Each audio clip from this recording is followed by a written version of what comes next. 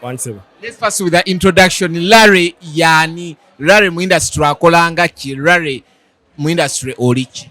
Ekisooka mu industry ya music ndi nyimira mbiti bya mirundi ebiri. Ndi muyimbi by talent, and I've done backups for quite a number of legendary artists. Muliva Mariam Dagire, individually Blu 3 n'abalala bangi. Ziza ziyon bangi. Then but ever nkikolera mu background sitera nnyo kujja awo kinyumira nnyo nga ndi eyo. Yeah, so music industry the nyambazizza nnyo ba artist. Yes, being a fashion designer and stylist nyambazizza ba artist bangi bwe mutandika okumenya amannya si nyinza obutabamalayo abamu baafa. Yeah, naye nga okusima kwange konna kugenda eri omuntu eyantendeka Brenda Nanyonjo. Ate naye yansanga nnyimba agamba omwana ono alina ekitone, nansitula nandera nanjigiriza fashion nenga initially nali muki muyimbi.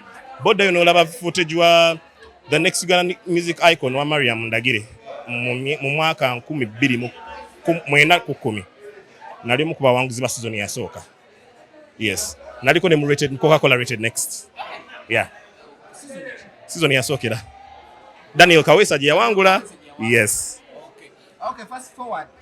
Okomeza oba Blue film oba uniting otya oba jawa okulaba nti mukola show. Ekisooka sijja gamba nti mbakomezaawo, naye bonna okubeera mikwano gyange ffenna twalina ekirooto, nze Lilian, Jackie ne Cindy, but tuli ba mikwano. Twava mu mukwano tufuuka abooluganda. Abaana bakankuula ekituufu ne bwe balaba bakoonagana bwe bati bagamba abooluganda bita ebikoonagana. Kati bayinza okwekoona leero enkya n'osanga oli mu nnyumba ya munne nga banywa caayi, gwe munnamawulire n'otabulwa. Yes. Obasanga wa okutuuka ku to sit down with them obagambe mukole concept yenu? Well, buli omu meeting individually mu time ye, but lwali olwo ne tugamba omanyi kiteekeko amaanyi kino, ne tugenda mu twatandika ku meeting. We usually have meetings, and tuli ekyemisana ne tunywa ne twogera ku bintu ng'abantu ba bulijjo, naye nga ekirooto kyatandika ndowooza gigenda mu myaka. Jackie amaze emyaka kinga avudde mu rehab. Okuva Jackie bwe yava mu rehab otandika okukirowoozaako. Yes, so we put it together n'abantu abalala abali behind besijja kumenya naye nga bangi, otandika okukolaganira awamu. Buli omu n'aleeta n'asika ttiimu ye. Cindy ne management ye bakoze omulimu gw'amaanyi, Lilian ne management ye a very good job, Jackie ne management ye, naye nga nze ndi mutabaganya ate ndi muwa bonna bali baganda bange. Yes. The difficulties you went through okulaba nti no you putting up the because balance show again okulaba ku Women's Day next year, but putting up this mini boje bayise activation for the bigger show, difficulties chize wayitamu okulaba nti obagatta obaleetera ddala. Sijja gamba tusanze difficulty. Well, no, obutonotono bubeeramu. Let's say whether I choose temugeze mu rehearsal, maybe things like that. Naye nga bwe natuukirira omwami Francis Baguma or the Maestros, because nalowooza tugenda kukola tutya ekintu kino nga Blue 3. Naye ndowooza nti nnyinza okutuukirira omuntu anaasobola okunyanguyira. So omwami Baguma, Francis or the Maestros abadde musaale nnyo mu kintu kino. He bought the idea, nekikwata nekivuga nekitwala mu maaso. N'asasula obuwumbi bw'essente, obutimbi bw'essente. Mbadde nzijaawo kuba buli omu wetulaba Cindy at the moment abadde alina waagize. Jackie alina abayimbi be batandise okumanaginga, Lilian alina bandi ye. Obakakasa akasente awo nti tubanaye tukoleewo. Well, abantu abekisooka banjagala nga muto waabwe ate banzikiririzaamu. Ne bwe naleeta omuwendo ku mmeeza nabagamba manyi bayaye tukole zino.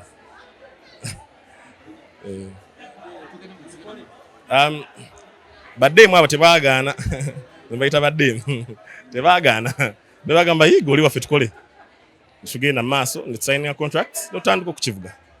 Yes. Duration ebadde ya bbanga ki?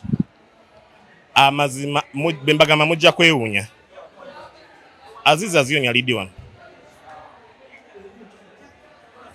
Ku show ya Aziza Zion. Eya Serena eyaddako yali wano. Twakyogerako ne mwami Baguma kwolwo namugamba nakinyaga kugamba. Bwe twajja wano ku show nze Jackie Lilian we twajja wano ku show ya Aziza Zion just recently.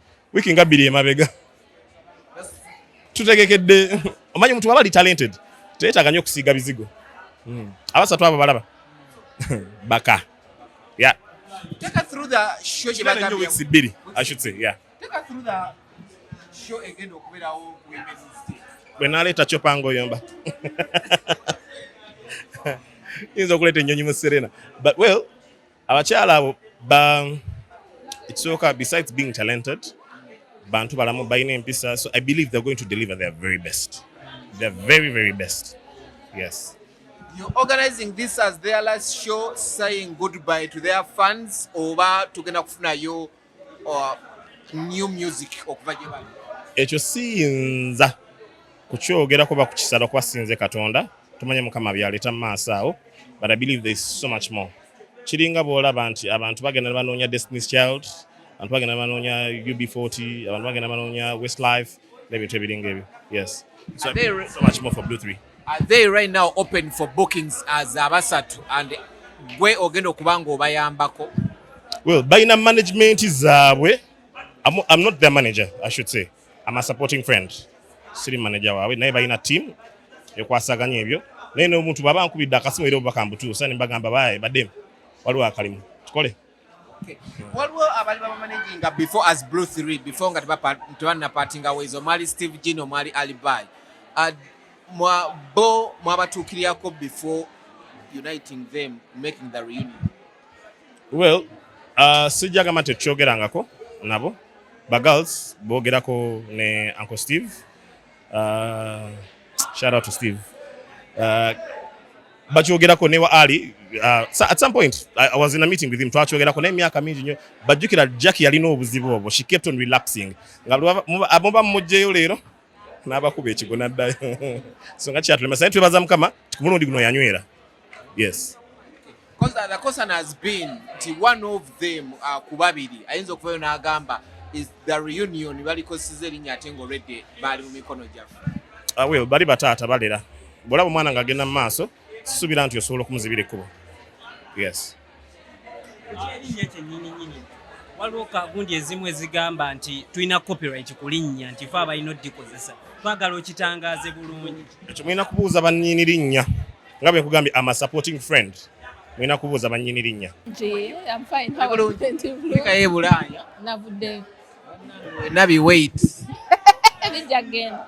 Emmere yaayo bw'eneegene empitamu ng'empitamu. Nga nja wano organic, si organic yo eri batulimba mbu organic ng'ate naye si organic.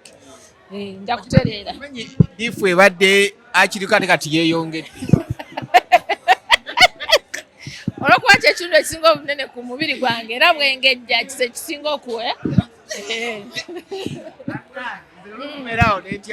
Blue 3, wali stylist waba Blue 3 before they party? Yeah. Yes. Briefly, gwenga omuntu yabeerawokko nabo nga obambaza oba okulaba nti bali bulungi bali okay. Biki ebyaliwo awo ebyabatuuka okubawo? No, like nga bw'owulidde abawala bennyini bakyogeddeko. Kati sina bawala abakyala bennyini bakyogeddeko. Like nti baalimu obuto, omanyi obuto bujjamu ne ego by'omwana agamba nze kino nze kiri nze kino ate bino nze mbimanyi olw'okuba nderanya abaana ab'obuwala okitegeera. So ne bakula ne biggwawo. Yeah, and they are back. But by then wawulira otya nga akalimu olaba kagenda? No, sijaga nti akalimu kagenda. First of all, sinze nali stylist nze kawabeerangayo n'abalala. Naye lwakuba nabeeranga consistency nnyo olwa relationship yange ne Steve G. So era bwe bayawukana the originals ne kuweegattako omuwala omulala Maya era nasigala nabo. Yeah, for some time. Paka I think bwe baava ate wa Steve oba ne baddako ewa ali bayawo sali involved. Yeah. Seeing them back on stage. Chimpesa nyulingi nnyo natera kuba like behind the scenes tubadde tukyogerako nga tukirowoozaako like ne Martin. I think we started talking about it mu biseera bya covid awo so nga tubeera yogera biki and then one by one abaala ne bagenda nga bakomawo on board, which was a very good thing. What was the need for them mwe gye mwalaba? No, for example, good music is good music.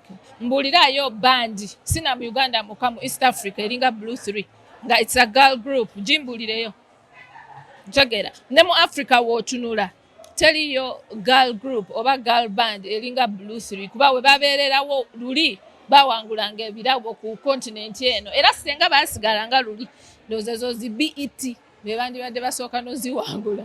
No, but they are back. And then I am very sure that this is not the last time waliyo concert mu March, but after that they will continue working together on their solo projects, but they will continue, working together as Blue 3.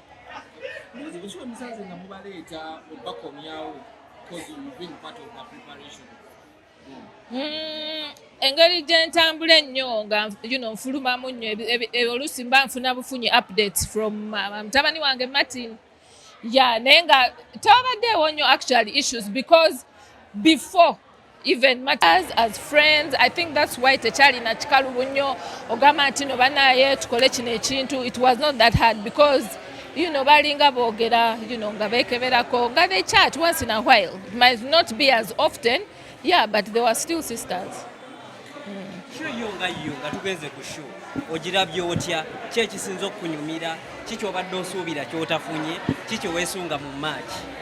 Sina kye mbadde nsuubira kyesifunye actually nsigaddemu akakunkuna nga ninga nange outsider mbaddemu akakunkuna then it brought back memories. Kati nga bw'olaba Strong Woman nojjukira twaputinga tutya costumes together, preparations zaaliwo like a week prior to shooting that video, so it just brought back memories and the voices. That is what music should be about. That's nze ng'omuntu alinako grooming y'okuyimba mu band. That is what real music is about. Their vocals, everyone is so strong. So I got emotional at one point. Then I was so happy to see the crowd. Basigadde bakyagala bavuddeko ku stage so we balangiridde date ya concert. The audience was very, very, very excited. But of course this was something intimate. Ne mulinde ekijja mu March Women's Day mu Kirinde. Ate music kati mungi nnyo waliwo wa Blue 3 then waliwo waabwe ng'aba solo artists batusampolinzeko awo buli omu natusampolingayo oluyimba lwe nga solo artist, so kijja kuba kyakabi nnyo. Sanyuka TV ekuleetedde Christmas kawowo ku Kalenda Hotel ne Misaki Semakula. Jofel B2C, Spice Diana, Haruna Mubiru, Maureen Nantume.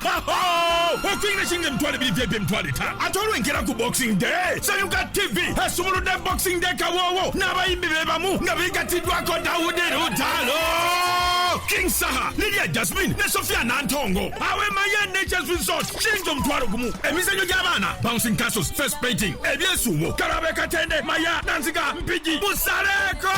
Usimanyi okulaba ku bayimbi bano nga bali wamu. Bako bikadde mujje tulya ku ssente zaffe buleetwa obwana bu maintenance free obasaamu ssente ne bushana na kyokka ebisajja ne bibukula ne bibuyisaamu eggaali. Misaki Semakula Christmas kawowo ku kalenda nga 25 December 26 Boxing Day Emaya Nature Resort biwagidwa Sanyuka TV.